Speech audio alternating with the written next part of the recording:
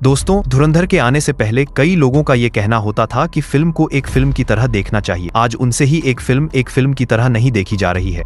Hypocrisy की भी सीमा होती है। दोस्तों, कभी कभी इतिहास को अपनी दिशा बदलने के लिए एक बड़े रेवोल्यूशन की जरूरत नहीं होती, बस एक सच्ची कहानी की जरूरत होती है। वो कहानी जो आम आदमी के दिल में उतर जाए। धुरंधर वही कहानी बन गई है जिसने दिखा दिया कि कुछ लोगों के डबल स्टैंडर्ड्स को उजागर करने के लिए सिर्फ एक फिल्म काफी है। जो लोग सालों से यह तय करते आए थे कि कौन सी कहानी असली भारत की है और कौन सी सोच प्रोग्रेसिव मानी जाएगी, इस फिल्म ने अपने इंटेलेक्चुअल बबल में बैठे ऐसे ही लोगों को याद दिलाया है कि किसी फिल्म की एक्सेप्टेंस उनके अप्रूवल के बाद नहीं होगी। अब जरा याद करिए, जब पीके रिलीज हुई थी उसमें महादेव के उस सीन को लेकर बड़ा बवाल हुआ था। देश के कुछ लोगों ने इस बात को लेकर आपत्ति भी जताई कि फिल्म में हंसाने के तमाम तरीके होते हैं, लेकिन भगवान को बीच में लाकर आखिर क्यों डाला। तब इन्हीं लोगों ने ज्ञान दिया था कि एक फिल्म को इतना सीरियसली क्यों ले रहे हो, फिल्म को फिल्म की तरह देखो। ऐसे ही पद्मावत फिल्म को लेकर भी कंट्रोवर्सी हुई थी। वहाँ भी ये लाइन आई कि हमारे यहाँ लोग फिल्मों को उस तरह से क्यों नहीं देखते जैसे देखा जाना चाहिए। लेकिन अब देखो, एक बार फिर से उन्हीं लोगों के डबल स्टैंडर्ड्स उनसे ही नहीं देखे जा रहे। कई लोग आदित्य धर को शर्म करने की नसीहत दे रहे हैं, तो कुछ लोग उन्हें इस्लामोफोबिक बताकर अभी भी फिल्म की बुराई को जस्टिफाई कर रहे हैं। उनकी इस नफरत का नतीजा यह है कि फिल्म इस टाइम वर्ल्ड वाइड 500 करोड़ के करीब जा चुकी है। फिल्म को आए अभी 10 दिन ही हुए हैं और ट्रेड एक्सपर्ट्स की माने तो 1000 करोड़ की तरफ ये फिल्म बढ़ रही है। लेकिन टीवी डिबेट्स में इन सो कॉल्ड एलर्ट लोगों का आज भी लॉजिक ये है कि ये फिल्म लोगों में नफरत भरने का काम कर रही है। क्या बात कर रहे हैं? समझ में यह नहीं आया कि एक फिल्म लोगों में नफरत कैसे भर देगी, जबकि यह फिल्म उस नफरत को स्क्रीन पर उतार रही है जो हमारे पड़ोसी ने हमारे ऊपर दिखाई है, जिसको यही लोग मोहब्बत के पैगाम और सफेद कबूतर उड़ाकर जस्टिफाई करते थे कि दोनों तरफ एक जैसे लोग रहते हैं। बल्कि यह बात सच्चाई से उतनी ही दूर है जितना पाकिस्तान तरक्की से दूर है। तो दोस्तों, अभी कल इंडियन क्रिकेट टीम ने भी पूरी टीम के साथ लखनऊ के मॉल में धुरंधर देखी। अब लखनऊ में टीम इंडिया द्वारा धुरंधर देखना सिर्फ एक कैजुअल मूवी आउटिंग नहीं था, बल्कि इस फिल्म की मेन स्ट्रीम और नेशनल लेवल पर पहुंच चुकी एक्सेप्टेंस का एक मजबूत साइन है। खिलाड़ियों का फिल्म देखना यह बताता है कि धुरंधर अब क्रिकेट, सिनेमा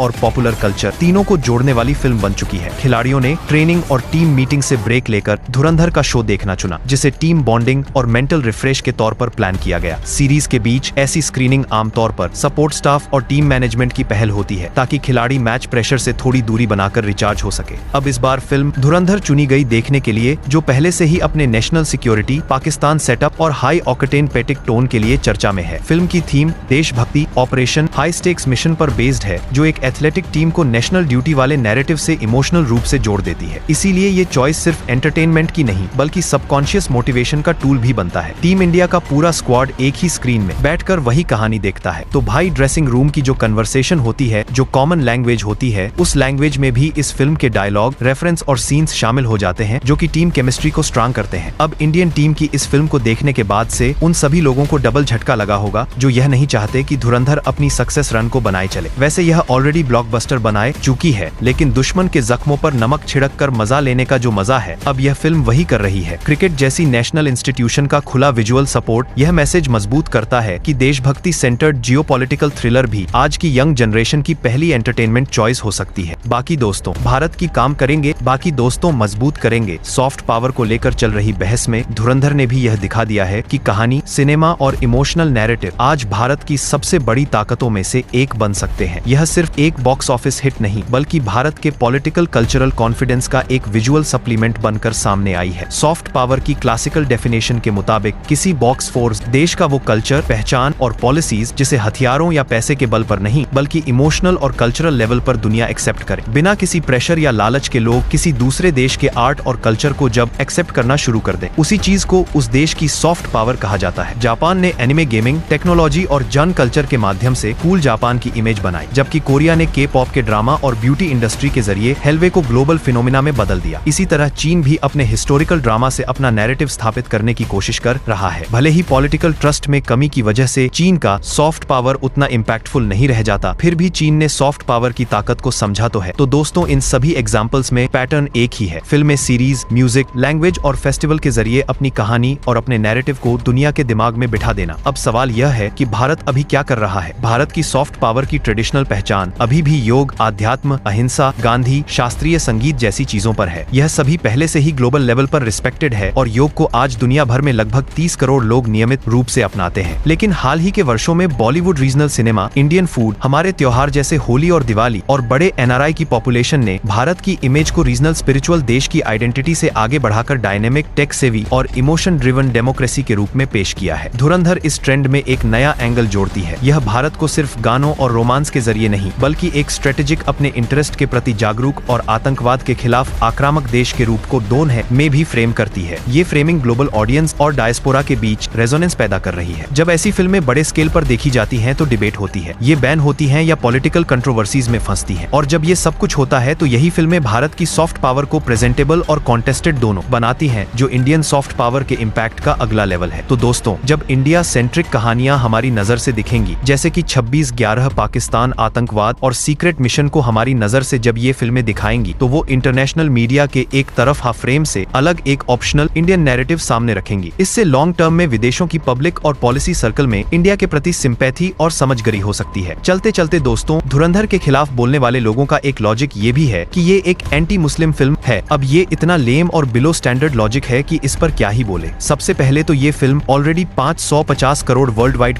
कमा चुकी है, ऐसी रिपोर्ट्स बता रही है। जाहिर सी बात है, इतने पैसे सिर्फ एक कम्युनिटी के पैसे से तो आए नहीं होंगे। सभी ने इस फिल्म को देखा होगा और ये पैसे जमा करने में मदद की होगी। ऐसे में इतने पैसे का कलेक्शन ही ऐसे लोगों के लॉजिक की बैंड बजा देता है। फिर भी फॉर सेक ऑफ आर्ग्यूमेंट मैं अगर उनकी बातों पर अपनी राय रखूं तो भाई साहब, हर आतंक विरोधी फिल्म इस्लाम विरोधी कैसे हो जाती है, बताइए। यानी आप खुद इस बात को बता रहे हैं कि आतंक के खिलाफ कुछ भी बनाओगे तो देश के मुसलमान नाराज हो जाएंगे। Come on. दरअसल ऐसे लोगों का एक ही इलाज है, आप इनको इनके हाल पर छोड़ दो। यह जिस तरह के लॉजिक लेकर आते हैं वह सिर्फ यही समझते हैं, दुनिया ना तो उसको एक्सेप्ट करती है और ना ही उस पर ये फीलिंग किसी डायरेक्टर ने सालों बाद स्क्रीन पर दिखाई है। फुल क्रेडिट टू आदित्य धर। वहीं इंडियन जासूस अपने यहाँ 207 आतंकी हमले का जश्न मनाते हुए अपने सामने आतंकियों को देख रहा है। उसे जश्न में शामिल होना पड़ रहा है। ऐसे माहौल में खुद को संभालने के लिए अंदर लोहे का जिगर होना चाहिए। दोस्तों, धुरंधर इन सारी चीजों को दिखाती है। धुरंधर उस मजबूरी और गुस्से को भी दिखाती है जब एक सबसे बड़ा आतंकी हमला रोका जा सकता था, लेकिन ब्यूरोक्रेसी और पॉलिटिक्स की लापरवाहियों की वजह से वो हमला कामयाब हो जाता है। उस मिशन पर लगे जासूसों के लिए कितनी दर्दनाक और गुस्से वाली बातों की सोचिए, हम लोग अंदाजा भी नहीं लगा सकते। फिल्म में जब भारत के रक्षा सुरक्षा सलाहकार सान्याल साहब हाईजैक प्लेन के बदले आतंकियों को छोड़ने वाले फैसले पर नेगोशिएशन करने के बाद रिपोर्ट करने जाते हैं, तो उनकी आवाज के अंदर बैठा ठहराव और उनका डेड आई साइलेंस चिल्लाता है। ऐसी मजबूरी जहां एक डायलॉग में ये भी कहा जाता है कि भारत के सबसे बड़े दुश्मन भारतीय ही हैं, पाकिस्तान तो फिर भी दूसरे नंबर पर आता है। यही बातें धुरंधर को किसी और स्पाई फिल्म से बहुत ज्यादा अलग बना देती है।